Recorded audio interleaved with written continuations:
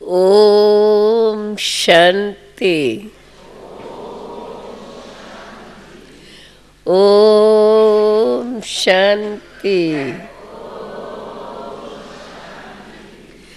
ओम शांति। 3 दशाओं को 3 बार कहना पड़ा। आज बाप दादा ने बाप को याद करने की बड़ी सहज विधि बताई है। बाप को याद करने की सबसे सहज विधि कौन सी है? कौन सी कहेंगे? हाँ? बाबा ने कहा है बड़े प्यार से, जितना प्यार होगा बाबा से तो उतना बाप की याद बड़ी सहज ऑटोमेटिक आती रहेंगी। बल्क कहे बने ही रहेंगी, भूलेंगी नहीं। प्यार जुटा रहे, बाबा से प्यार बढ़ता जाए, उसका आधार क्या? अच्छा, जो पहला जवाब दिया बताया बाबा का, ये जवाब किसको आया? सहज विधि। जितना हमारा बाबा से प्यार होगा उतना हमें बाप की याद स्वतः सहज ऑटोमेटिक आती रहेंगी। ये जवाब जिसको आया वो हाथ उठाए। फिर भी आया है कुछ को। अच्छा, प्यार हमारा बाप से बढ़ता जाए, उसका आधार, उसका आधार बाबा ने बताया है। जो जो प्राप्तियां होती हैं, प्राप्तियां याद आती रहेंगी तो बाप से प्यार बढ़ता जाएगा। क्योंकि प्राप्ति के आधार पर बाप के ऊंचाई का आभास होता है, ऊंचाई मालूम होती है। वैसे तो ऊंचे ते ऊंचा बाप, सबसे बड़ी बात तो ये। फिर भी जो जो प्राप्ति याद करते रहें तो प्यार बाप से बढ़ता जाएगा। ये जवाब प्राप्ति के आधार पर प्यार बढ़ेगा कम, पहले से कम। अच्छा, आज की प्राप्ति बाबा ने क्या बताई है? रोज रोज मुरली में दूसरी बात बाबा कहते हैं ना, अंदर में ये याद करो, ये याद करो, ऐसे ऐसे अपने से बातें करो। तो आज बाप दादा बोले, मीठे बच्चे, प्राण दान देने वाला बाप है। वो बाप ऐसी नॉलेज देते हैं जिससे प्राण दान मिल जाते हैं। ऐसे प्राण दान देने वाले बाप को बहुत प्यार से याद करो। ये है आज के मुरली की हेडिंग। प्रश्न, किस आधार पर तुम्हारी 21 जन्मों तक तुम्हारी भंडारी सदा भरपूर रहती है? भंडारी कहो अथवा भंडारे सदा भरपूर रहते हैं। किस आधार पर? ये तो जवाब बहुत सहज है। संगम युग पर तुम बच्चों को जो ये नॉलेज मिलती है, ये नॉलेज है सोर्स ऑफ इनकम। इस पढ़ाई के आधार से ही तुम्हारे सब भंडारे भरपूर हो जाते हैं। 21 जन्मों तक सब भंडारे भरपूर हो जाते हैं। इस पढ़ाई से 21 जन्मों की खुशी मिल जाती है। ऐसी कोई चीज नहीं जिसके प्राप्ति की इच्छा रहे। बाबा नॉलेज का दान ऐसा देते हैं जिससे आत्मा क्या से क्या बन जाती है। देखो, पढ़ते जाओ, बाबा के महावाक्य सुनते जाए, खुशी का पारा चढ़ता जाए। मुरली का मजा तब है जब हम मुरली सुनते जाए और हमारे अंदर खुशी का पारा चढ़ता जाए। ओम शांति। भगवानो वाचा। सालिग्राम समझते हैं, शिव बाबा हमको पढ़ाने आते हैं। बच्चे जानते हैं, सालिग्राम समझते हैं, शिव बाबा हमको पढ़ाने आते हैं। बाबा हमें स्मृति दिलाते हैं कि जब सुनते हैं तो अपने को आत्मा समझ के सुने। बच्चे जानते हैं, वही सृष्टि के आदि। बच्चे जानते हैं, बच्चे ही सृष्टि के आदि मध्य अंत को जानते हैं। बच्चों को अब कोई नई बात नहीं लगती है, जो भी सुनते हैं कोई नई बात नहीं लगती है। क्यों? क्योंकि सब समझ में आ गया है। बाकी मनुष्य तो बेचारे सब भूले हुए हैं। जिसने पढ़ाया उनके बदली पहले नंबर वाले का नाम पढ़ने वाले का लिख दिया। तुमको तो पढ़ते पढ़ते ये बात जरूर सिद्ध करनी है। भारत के शास्त्रों की ही बात है, और कोई धर्म वाले के और शास्त्रों में ये बातें नहीं है, परंतु भारत के शास्त्र की ही ये बात है, और धर्म के शास्त्रों की नहीं है। भूल ही भारत के शास्त्रों की है। तुम्हारे सिवाय, बाबा कहते हैं, तुम बच्चों के सिवाय ये बात और कोई भी सिद्ध नहीं कर सकते हैं। तुम बच्चे जानते हैं, ये अनादि बना बनाया ड्रामा है, जो फिर भी रिपीट होता रहता है। तुम मनुष्य मात्र को सुधारने का पुरुषार्थ करते हो।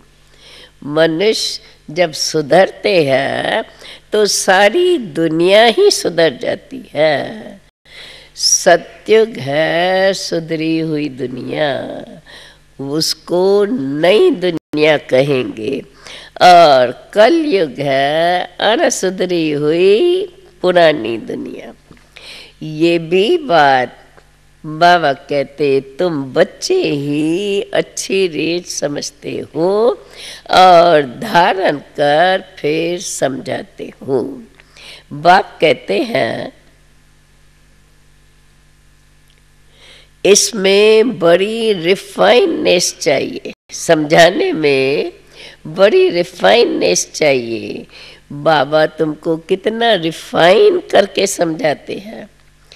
बाप तुम्हें सुधारते रहते हैं, लायक बनाते हैं।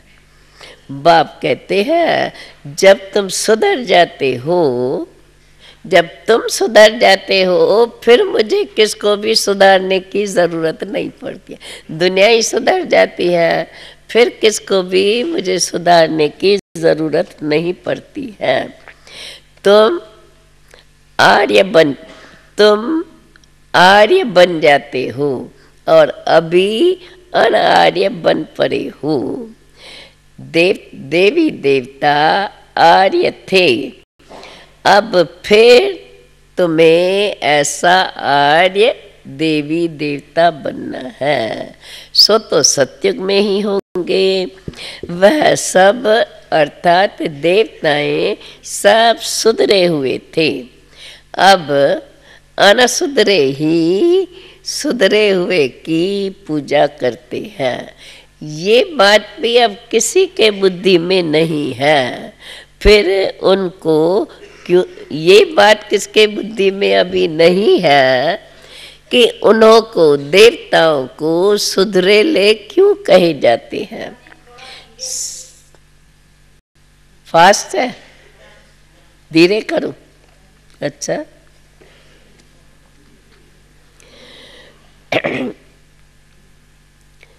बाबा कहते हैं, ये बात भी किसके बुद्धि में आती नहीं कि उन्हों को सुधरेले क्यों कहा गया है तो सभी मनुष्य जो सुधरेले आर्य थे वही सब अब अनसुधरेले बन गए हैं। तो आर्य और अनार्य, बाकी वो जो आर्य समाज है वो तो एक अलग मठ पंथ है। अब ये सब झाड़ से, ये सब बातें झाड़ से क्लियर कर तुम समझा सकते हो। ये है मनुष्य सृष्टि का झाड़। इनकी आयु 5000 वर्ष है। इसका नाम है कल्प वृक्ष। बाबा हमें सिखा रहे हैं कैसे कैसे समझाओ, परंतु कल्प वृक्ष अक्षर कहने से मनुष्यों की बुद्धि में ये झाड़ नहीं आता है, तो तुमको फिर झाड़ के रूप में समझाना है, क्योंकि वो तो कल्प लाखों वर्षों का कह देते हैं। इसलिए उन्हों के बुद्धि में ये बात समझ में ही नहीं आती है। बाप कहते हैं कल्प 5000 वर्ष का है, और कोई कितनी, फिर कोई कितनी आयु सुनाते रहते, कोई कितनी आयु सुनाते हैं। पूरा यथार्थ समझाने वाला तो कोई है ही नहीं। इन्हीं बातों पर आपस में शास्त्रवादी कितना शास्त्रवाद करते हैं। तुम्हारी तो आपस में रूह रेहान होती है। बाबा कहते तुम बच्चे जब सेमिनार करते हो, इसको भी रूह रेहान ही कहा जाता है। प्रश्न उत्तर समझने के लिए आपस में करते रहते हो, और वो भी जो बाबा तुमको सुनाते हैं उनसे ही टॉपिक निकाल करके फिर तुम आपस में डिस्कस करते हो। वे लोग क्या सुनाते हैं, अब तुम ये भी जाकर के सुनो शास्त्रवादी क्या क्या सुनाते हैं। बाबा कहते हैं ये भी जाकर सुनो, फिर आकर के तुमको सुनाना चाहिए। बाबा वहाँ इस प्रकार का वाद विवाद चलता है। बाबा कहते हैं तुम बच्चों को पहले तो यह समझाना है गीता का भगवान कौन। भगवान बाप को भूलने के कारण बिल्कुल अभी तो चट खाते में आ गई है। तुम बच्चों का तो बाप से बहुत बहुत लव है। तुम बाबा को याद करते हो, बस बाबा ही हमें प्राण दान देने वाला है। ये नॉलेज का दान बाप तुम्हें ऐसा देते हैं जो क्या से क्या बन जाते हो। तो बाप पर, तो ऐसे बाप पर जरूर लव रहना चाहिए ना। बाबा हमको अंदर में अपने से बातें करो, बाबा हमको ऐसी ऐसी नई नई बातें सुनाते हैं। हम कृष्ण को कितना याद करते थे, वो कुछ देता ही नहीं। नारायण को याद करते थे, याद करने से तो कुछ होता है क्या। हम तो कंगाल के कंगाल ही रह गए। देवताएं कितने सालवंत थे। अब तो इस दुनिया में सभी चीजें आर्टिफिशियल हो गई है। जिसका आगे दाम नहीं था उनका भी आज दाम बढ़ा दिया है। देखो सतयुग में अनाज आदि पर कोई दाम की बात ही नहीं। सबको अपनी अपनी प्रॉपर्टी याद होती है, जमीन वगैरह बहुत होती है। कोई अप्राप्त वस्तु नहीं जिसके प्राप्ति की वहाँ इच्छा रहे। बाबा कहते हैं मैं तो तुम्हारा भंडारा भरपूर कर देता हूँ। मैं तुमको ऐसी नॉलेज देता हूँ जिससे तुम्हारे भंडारे भरपूर हो जाते हैं। तुम्हारी बुद्धि में अब ये नॉलेज है, जानते हो knowledge is source of income. Knowledge ही तो सब कुछ है। इस पढ़ाई से तुम कितना ऊंच बनते हो। पढ़ाई का भी भंडार है ना। वे टीचर्स पढ़ाते हैं, उनसे तो अलग काल क्षण भंगुर का सुख मिलता है। इस पढ़ाई से बाप जो तुम्हें पढ़ाई पढ़ाते हैं, इस पढ़ाई से तो तुमको 21 जन्मों का सुख मिलता है। बाबा कहते तो तुम बच्चों को तो बहुत बहुत खुशी होनी चाहिए। अब ये सब बातें उन्हों को समझाने में टाइम तो लगता है, जल्दी कोई समझ नहीं सकेगा। कोटों में को ही निकलता है।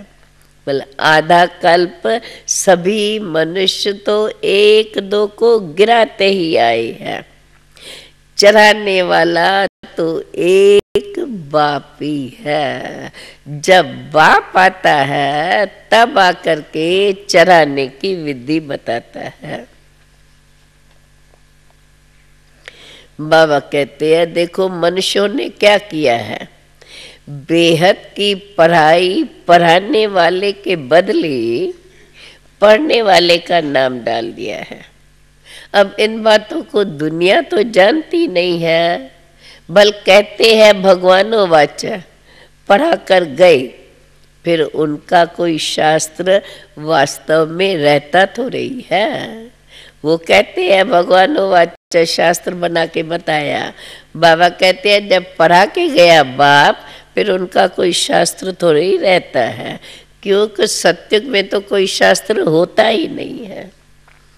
अब ये सब है भक्ति मार्ग के शास्त्र। देखो कितना बड़ा झाड़ है, किसका? भक्ति मार्ग का भी कितना बड़ा झाड़ है। ये सब है भक्ति के अनेक टाल टालियां।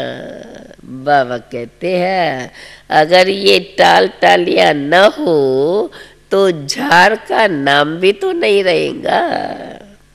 ये सब जो बातें बाबा तुम बच्चों को समझा रहे हैं, बाबा कहते हैं ये सब धारण करने की बातें हैं।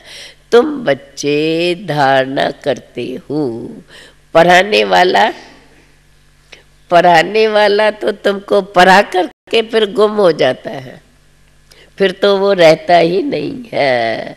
पढ़ने वाले फिर क्या होता है, जो पढ़ने वाले हैं अर्थात तुम पढ़ने वाले फिर आकर के विश्व के मालिक बनते हो। बाबा कहते हैं देखो कितनी नई नई बातें हैं। यह एक भी बात कोई के बुद्धि में अच्छी रीत बैठ जाए तो उनका 21 जन्म सुधर जाए, परंतु मनुष्यों के बुद्धि में बैठती ही नहीं है। बाबा कहते तुम सब बच्चे भी तो नंबरवार है, कोई पास होते कोई फेल भी हो जाते हैं। अब ये तो है सारा बेहद का बड़ा इम्तिहान। बाबा कहते तुम बच्चे जानते हो अभी हम अच्छी तरह से पढ़ेंगे तो कल्प कल्पांतर अच्छा पढ़ते रहेंगे। अच्छा पढ़ने वाले ही ऊंच पद पाते हैं, बाकी तो सब नंबरवार होते ही है। सारा क्लास फिर इम्तिहान के बाद सारा क्लास ट्रांसफ़र होता है और क्लास ट्रांसफ़र होने के बाद जाकर के नंबरवार बैठते हैं। अब ये ज्ञान जो बाप तुम्हें बता रहे हैं, ये ज्ञान भी तुम्हारी आत्मा में है। अच्छा व बुरा संस्कार आत्मा में ही भरे हुए रहते हैं। बाकी ये शरीर तो मिट्टी है, जो फिर मिट्टी आत्मा निकल जाती है तो मिट्टी में मिल जाते हैं। बाकी आत्मा निर्लेप नहीं हो सकती है। संस्कार आत्मा में समाये हुए हैं, ऐसा नहीं कहेंगे कि आत्मा इन सब से निर्लेप है। आत्मा ही 100% सतो प्रधान और 100% तमो प्रधान बनती है। बाबा कहते ये बात भी अभी तुम बच्चे ही समझते हो, पहले तो तुम्हें गरीबों को उठाना पड़े, क्योंकि वे जल्दी समझ जाएंगे। आएंगे भी पहले पहले वही। गुरुओं के भी जब अच्छे अच्छे अनन्य शिष्य आ जाएंगे तब उन गुरुओं की भी बुद्धि खुलेंगी। देखेंगे ये तो हमारे ही पत्ते फिर निकलते जाते हैं, परंतु जो यहाँ के होंगे, जो इस देवता धर्म के होंगे, वो धीरे धीरे सब वहाँ से निकलते आएंगे। क्योंकि ये तो बाप ही आकर के नया झाड़ शुरू करता है। जो और धर्मों के होंगे वे तो सब फिर लौट जाएंगे। जो इस धर्म के होंगे वो फिर भारत में ही आएंगे। भल अब कहाँ भी चले गए हैं, बाबा कहते हैं देखो सब और स्थानों से फिर लौटते आ रहे हैं ना। जहाँ बाहर वाले हैं उनको भगाते रहते हैं, समझते हैं यहाँ ये आए हैं, ये तो बहुत धनवान हो गए हैं और यहाँ वाले तो गरीब बन गए हैं। फिर अंत में सभी को तो अपने अपने धर्म में जाना ही होता है। आखिर सब अपने अपने घर के तरफ जाते रहेंगे। देखो अभी भी कोई भारतवासी विदेश में मरता है, उनको फिर भारत में ले आते हैं ना, क्योंकि भारत है फर्स्ट क्लास पवित्र भूमि। भारत में ही तो नई दुनिया थी। इस समय इसको भारत को वाइसरेस वर्ल्ड नहीं कह सकते हैं, अब तो है ये विश्व वर्ल्ड। इसलिए बुलाते रहते हैं, हे पतित पावन आओ, आकर के हमें पावन बनाओ।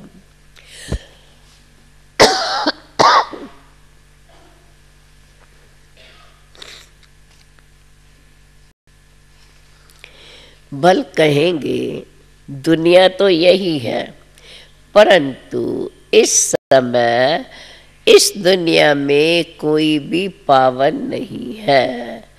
पावन आत्माएं मूल वतन में है। वो है मूल वतन को कहा जाता है ब्रह्म महतत्व। सब पावन बन करके फिर वहाँ ही जाएंगी। फिर धीरे धीरे नंबरवार पाठ बजाने आती रहेंगी। पहले पहले आदि सनातन देवी देवता धर्म की आत्माएं आती हैं। देवी देवता धर्म है इस मनुष्य सृष्टि रूपी जार का फाउंडेशन।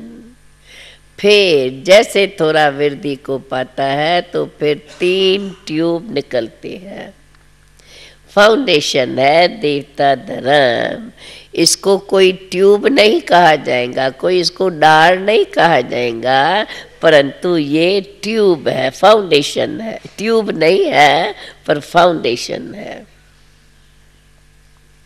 मुख्य है 4 धर्म। सबसे अच्छा धर्म है कौन सा? सबसे अच्छा धर्म है, बाबा ने कहा है ये ब्राह्मण धर्म। इनकी बहुत महिमा है। ये ब्राह्मण ही तो देवता बनते हैं। बाबा कहते अभी देखो तुम बच्चे यहाँ हीरे जैसे बनते हो। बाप तुमको यहाँ ही तो आकर के पढ़ाते हैं। तुम कितने बड़े बन जाते हो, कितने धनवान बनते हो। देवताओं से भी तुम ब्राह्मण बड़े नॉलेजफुल हो। वंडर है ना, है देवताओं का गायन, परंतु उनसे भी तुम ब्राह्मण नॉलेजफुल बन जाते हो। हम जो नॉलेज लेते हैं, तुम कहेंगे हम जो नॉलेज देते हैं वो नॉलेज हमारे साथ 21 जन्मों तक चलती है। नॉलेज नहीं चलती है, पर उसकी प्राप्ति हमारी 21 जन्मों तक चलती है। सत्युग में तो नॉलेज को ही भूल जाते हैं।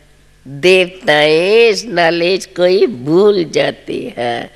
बाबा कहते तुम बच्चे जानते हो हम पहले क्या पढ़ते थे और अब हम क्या पढ़ते हैं। ICS वाले क्या पढ़ते हैं वो भी तुम देखते हो, और बाद में फिर क्या पढ़ते हैं। अंतर तो है ना। आगे चल कर के तुम बहुत नई नई पॉइंट सुनेंगे। अभी सब नहीं बताते हैं, पार्ट ही आगे सुनने का है, बुद्धि में रहता है। नॉलेज बुद्धि में रहता है। जब इस नॉलेज देने का अथवा नॉलेज सुनने का पाठ पूरा होगा, तब हम भी उस समय बाबा से जो ज्ञान धारण कर लिया है उसके अनुसार जाकर के अपनी प्रारब्ध पाएंगे। फिर हमारा पाठ कहाँ शुरू हो जाएगा? स्वर्ग में शुरू हो जाएगा, बुद्धि में। ये सब बातें बहुत अच्छी रीत धारण करनी है। बाबा कहते हैं बच्चे धारणा बहुत अच्छी चाहिए। सदा अंदर में स्मरण करते रहो, बाप को याद करते रहो। याद नहीं होंगी तो पदवी कब पाएंगे? बाप को याद करते करते ये शरीर का भान निकल जाए, इतनी याद पावरफुल बन जाए जो ये शरीर का भान ही भूल जाए। देखो सन्यासी भी इसी अवस्था का ही तो अभ्यास करते हैं।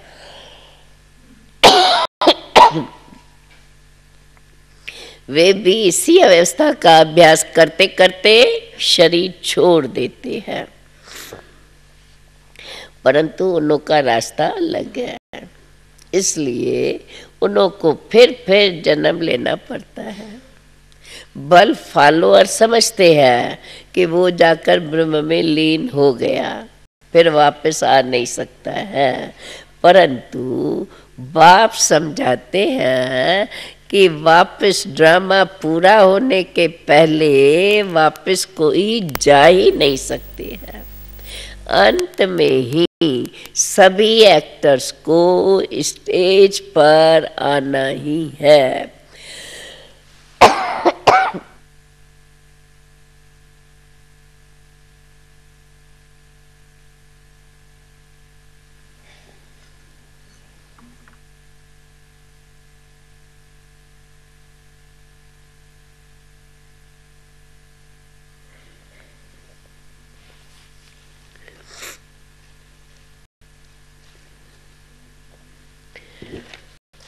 अंत में सभी एक्टर्स को स्टेज पर आना ही है, तभी वापस सब घर जाएंगे।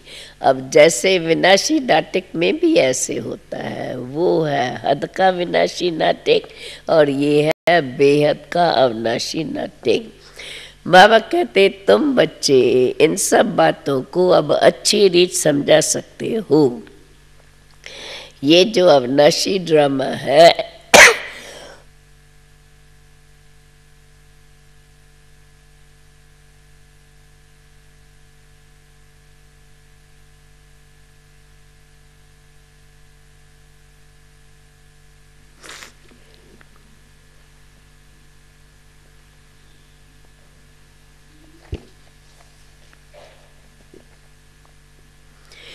ये अविनाशी ड्रामा जू मिसल चलता रहता है। वो तो छोटे छोटे ड्रामा बनाते हैं, छोटी सी फिल्म बनाते हैं, फिर उन ड्रामा में थोड़ी थोड़ी ऐसी छोटी छोटी बातें, अच्छी बातें भी लगा देते हैं, जिससे फिर देखने वालों को उसका इंटरेस्ट रहे। जैसे विष्णु अवतरण दिखाते हैं, ऐसे नहीं वो दिखाते हैं विष्णु अवतरण ऐसा ऊपर से ऐसे विष्णु आता है, अवतरण में को ऐसा दिखाते हैं। तो बाबा कहते हैं ऐसा नहीं है कोई ऊपर से कोई अवतरण होता रहता है। ये तो लक्ष्मी नारायण अपना अपना पार्ट बजाने स्टेज पर आते हैं, बाकी ऊपर से कोई नहीं आते हैं। अभी ये सब बातें बाप तुमको यहाँ पढ़ा रहे हैं। इस नॉलेज के द्वारा ही तुम इन बातों को समझ सकते हो। पहले तुम भी तुच्छ बुद्धि थे, जब बाप ने समझाया है तब ही तुम्हारे भी कवाट खुल गए, अर्थात बुद्धि खुल गई है। इतना समय जो कुछ सुना वो कोई काम का ही नहीं था। जो भी भक्ति मार्ग में सुनते आए वो कोई काम का ही नहीं रहा, क्योंकि उनसे कोई प्राप्ति, कोई सद्गति तो हुई नहीं और ही गिरते गए। इसलिए तुम सबसे लिखवाते हो, कोई भी नया आता है उनसे लिखवाते हैं। या बाबा के दिनों में साकार में बाबा कहते थे जब प्रदर्शनी में आते हैं समझते हैं तो लास्ट में उन्होंने लिखाओ कौन सी बात समझ में आई। अभी भी जब नया आता है तो पहले भी फॉर्म भराते हैं और 7 दिन के बाद भी फिर लिखाते हैं कि तुमने क्या क्या समझाया है।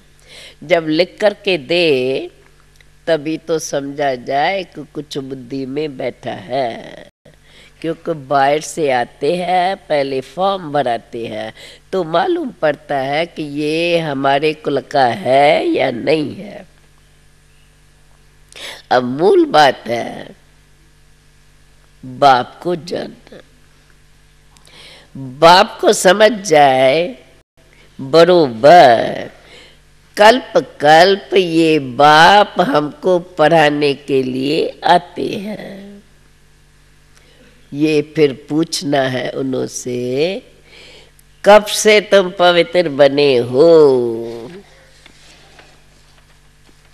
क्योंकि सुनने से भी कोई जल्दी नहीं सुधरते हैं, क्योंकि माया घड़ी घड़ी पकड़ लेती है।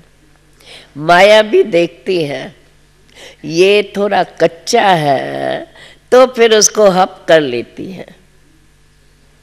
बाबा कहते हैं कई महारथियों को भी माया हप करके गई। शास्त्रों में भी जो मिसाल देते हैं वास्तव में वे सब अभी के हैं। देखो मंदिर में भी, यहाँ भी जो दिल वाला मंदिर है, मंदिर में भी महारथी, घोड़े सवार, प्यादे आद आद दिखाते हैं ना। तो अब ये सब तुम्हारा यादगार है जो तुम देखते रहते हो। जब तुम ऐसे बन जाएंगे तो ये सब भक्ति उड़ जाएंगी। अभी भी तुम बच्चे बाबा कहते हैं किसको सिर झुका नहीं सकते हो। तुम पूछेंगे कहाँ भी जाएंगे। शुरू में जब हम लोग दिल वाला जाते थे तो उन पुजारियों से पूछते रहते थे। जब पार्टियां आने लगी और जास्ती करने लगे तो वो कहते थे ये तो आते हैं खाली अपनी बात सुनाते रहते हैं। तो सभी को मना की गई कोई भी जाए चिपके से खाली देख करके आ जाए। तो बाबा कहते हैं तुम तो पूछेंगे ये फलाना ले आए थे। बाबा कहते हैं तुम तो पूछेंगे ये फलाना जिसकी पूजा करते हो ये अब कहाँ गए, वो तो जानते ही नहीं कि वो कोई अभी इसी दुनिया में और रूप में है। उनकी बायोग्राफी बताओ, तुम उनसे पूछेंगे उनकी बायोग्राफी बताओ। बाबा ने तो तुम बच्चों को नॉलेजफुल बनाया है, तभी तुम पूछ सकते हो। तो तुम बच्चों को ये नशा रहना चाहिए। जानते हो पास विद ऑनर्स 8 ही होते हैं, क्योंकि ये तो बहुत बड़ा इम्तिहान है। इसलिए अपने को देखना है कि मेरी आत्मा अब पवित्र बनी है। बैटरी तुम्हारी भरेंगी तब जब योग अच्छा लगेगा। बाप से सदा योग लगा हुआ होगा तभी तो सतो प्रधान बनेंगे। बाकी यह निश्चित जानो तमो प्रधान आत्मा कोई वापस नहीं जा सकती है। अगर कुछ भी हिसाब किताब रहा हुआ है तो सजाएं खा करके चुकतो करके फिर वापस जाएंगी। बाबा कहते हैं ये भी अनादि ड्रामा बना हुआ है। सत्युग में कोई भी ऐसी चीज नहीं होती है जो दुख देवे, वहाँ कोई भी दुख देने वाली वस्तु होती नहीं। देखो वहाँ की गैया भी कितनी सुंदर होती है। कृष्ण के साथ दिखाते हैं न चित्र में, गैया दिखाते हैं, बड़ी सुंदर सुंदर गैया दिखाते हैं। क्योंकि जैसे यहाँ भी बड़े आदमी के घर में फर्नीचर भी तो इतना अच्छा ही होगा, तो ये भी उस समय देवी देवताओं की सृष्टि है। सतो प्रधान देवताएं रहते हैं, तो उनके आगे ये सब जानवर पशु पंछी भी तो ऐसे सुंदर ही होंगे। वहाँ की गैया बाबा कहते हैं वहाँ की गौएं दूध बड़ा अच्छा देती है। तब तो दिखाते हैं कि वहाँ दूध की नदियाँ बहती थी। अब वो यहाँ इतना अच्छा दूध नहीं मिलता है। बाबा कहते तुम बच्चे तो अब इन सब बातों के नॉलेजफुल बन गए हो। बाकी इस दुनिया में तो तुम तुच्छ बन गए थे।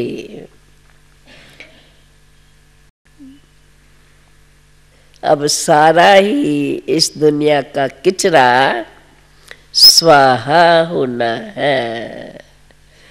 फिर तुम्हारे से भी सारा किचरा निकल जाएगा और तुम सब स्वच्छ सोना बन जाएंगे।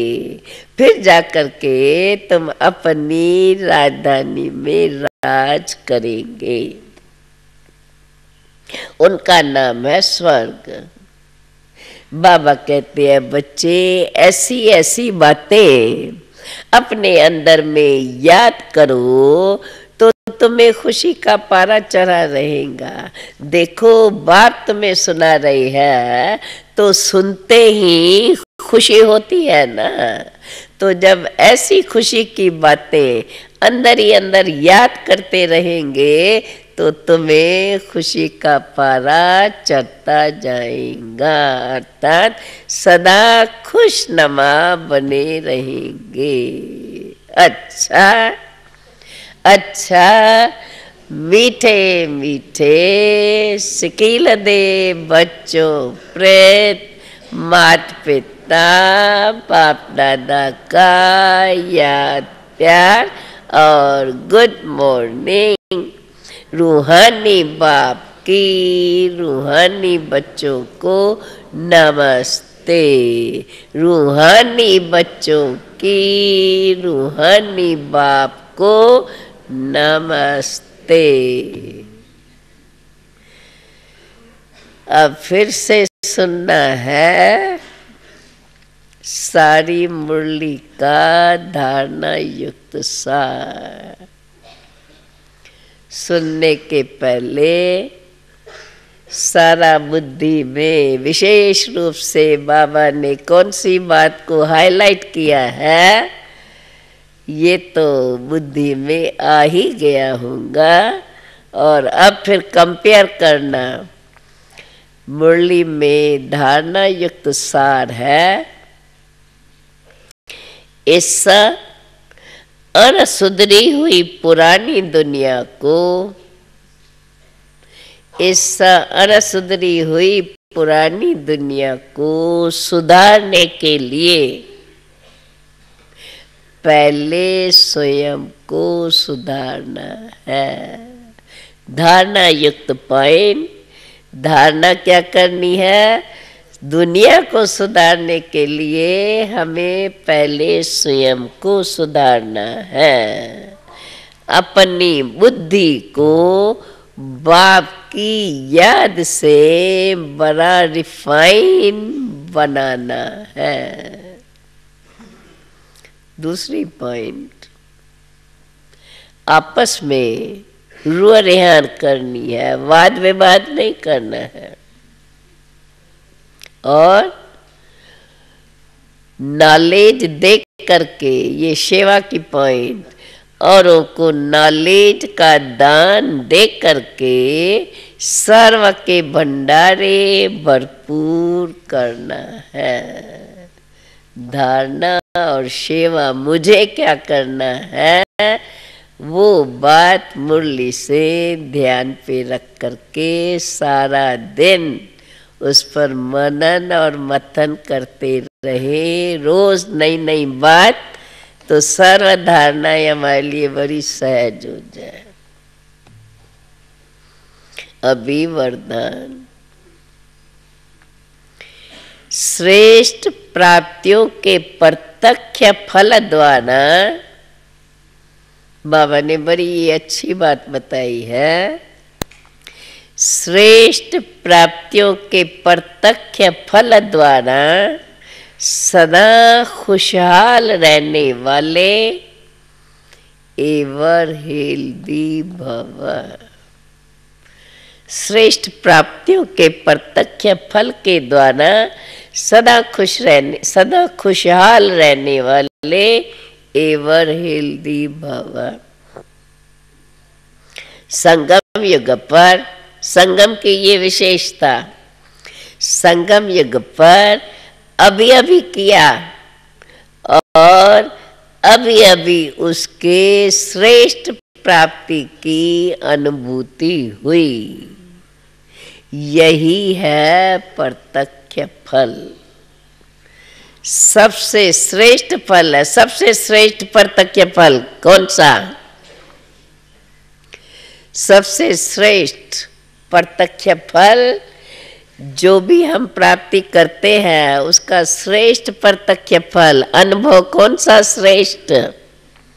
देखो बाबा ने कितना सहज अनुभव बताया है। फिर हर एक अपने आप को हम लोग देखेंगे, बाबा ने जो बताया बरोबर ही अनुभव हम करते हैं। फिर से पढ़ती हूँ, संगम युग पर अभी अभी किया और अभी अभी श्रेष्ठ प्राप्ति की अनुभूति हुई। यही है इस समय संगम पर प्रत्यक्ष फल। सबसे श्रेष्ठ फल है, क्या जवाब देंगे? समीपता का अनुभव करना, बाप के समीपता का अनुभव करना। बाप की समीपता और परिवार की समीपता दोनों बातें आएंगी। आजकल साकार दुनिया में भी कहते हैं ना, हेल्दी बनने के लिए कहते हैं ना, तंदुरुस्त रहो सदा, उसके लिए अनाज कम खाओ। तो आजकल दुनिया में भी कहते हैं फल खाओ तो तंदुरुस्त रहेंगे। हेल्दी रहने का साधन फल खाना ही बताते हैं। तो आप बच्चे, बाबा फिर आध्यात्मिक बात हमें बताते हैं, आप बच्चे हर सेकंड प्रत्यक्ष फल खाते ही रहते हो। आध्यात्मिक बाप की समीपता अनुभव। बाप कहते हैं आप बच्चे हर सेकंड प्रत्यक्ष फल खाते ही रहते हो, इसलिए सदा अर्थात एवर हेल्दी हो ही। बाबा हमारी गारंटी से बोलते हैं, यदि आपसे कोई पूछे आपका हालचाल क्या है, तो क्या जवाब देंगे? याद है ना, आगे भी ये बातें आई है। यदि आपसे कोई पूछे आपका हालचाल क्या है, याद है ना जवाब, तो क्या कहेंगे? हमारी चाल फरिश्तों जैसी और हाल खुशहाल है। हालचाल क्या है? हमारी चाल है फरिश्तों जैसी, वो फिर चल के दिखाने का, और हाल खुशहाल है। वो जवाब तब दे सकेंगे जब सदा खुशहाल है। आज का स्लोगन, सर्व के दुआओं के खजानों से संपन्न बनो, सर्व के दुआओं के खजाने से संपन्न बनो, तो पुरुषार्थ में मेहनत नहीं करनी पड़ेगी। सहज पुरुषार्थी बल्कि नेचुरल पुरुषार्थी, बल कैसे कहें, पुरुषार्थ हमारा नेचुरल जीवन बन जाएगी। ओम शांति शांति शांति। आज की मुरली सदा मुरली बाबा के माँ वाक्य सुनते जाए और खुशी का पारा चढ़ता जाए, तो सदा खुशहाल बने रहेंगे।